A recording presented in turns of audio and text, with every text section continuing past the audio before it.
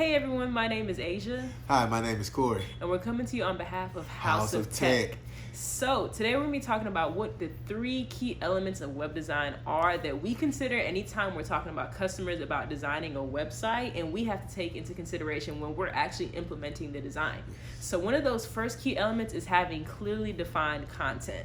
When it comes to having content on your website, customers should not have to fish through your website for information on your business and the services that it's offering.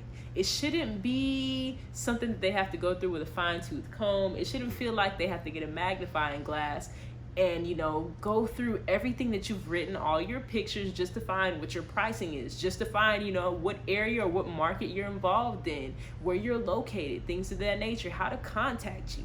These are things that you want to have clearly defined on your website to help maximize your customer experience with your website. If you have a website that has too much information that your customer can't really find what they're looking for, chances are they're probably gonna leave. Right. And if they leave, they're probably gonna go to a competitor website that's better designed. So having clearly defined content is a must in order to make sure that your website for your business is gonna be successful. Definitely, as you're right, you definitely want clearly defined content. And that brings it to a second point, which is also a branch of that, which would be aesthetics. It's oftentimes as a designer, I see different websites, and the first thing that comes to my mind is the aesthetics of it. You don't want to have a website design where it doesn't show professionalism. True. If I'm a customer and I'm coming to look for a professional service, I'm going to look and see what type of work you've done for your own self, because that's going to show me what you think of is quality, what type of work do you think is excellent, or poor work, is that fine with you? So like I was saying, you don't want to have your title or your company name somewhere where it's half cut off the page. You don't want to have blocks that are up to the top right and the next block is to the top left. You don't want to have where the words are cutting off and I have to try to find where this word continue at through the mess of all the blocks or symbols or pictures.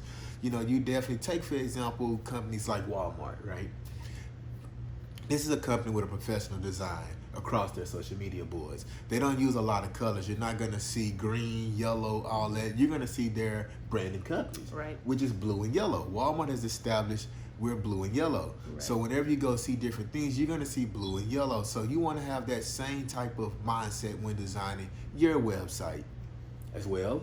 Right. And even when it comes to that, one of the biggest things that we live by when it comes to designing websites is the idea that less is more.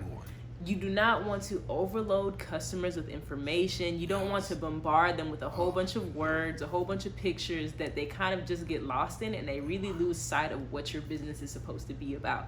So having that clearly defined content, having those aesthetics to where you have a nice set of colors, you don't have a rainbow across your page, things of that nature, it's a must. Even having high quality images, because low quality, low resolution images on a professional website looks very unprofessional. So having those high quality shots, giving those kind of contents to your developers so that they can create the best website for you is a must. Now, the last thing we want to talk about is communication. Yes. I'll say that again. Communication is key. It is one of the key elements, and this is why. Because when it comes to when you're designing a website, for your customers, as a website developer, they need to know what they're expecting to get. And it works vice versa too. As a customer, you need to know what you're expecting to receive at the end of this project.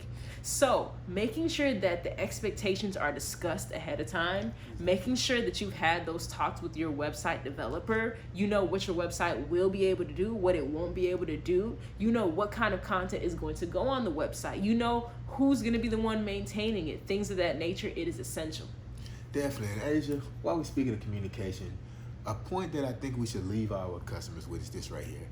When you're communicating with someone, you want to establish upfront who is going to manage the website. Mm-hmm. For example, Asia, my website is done now.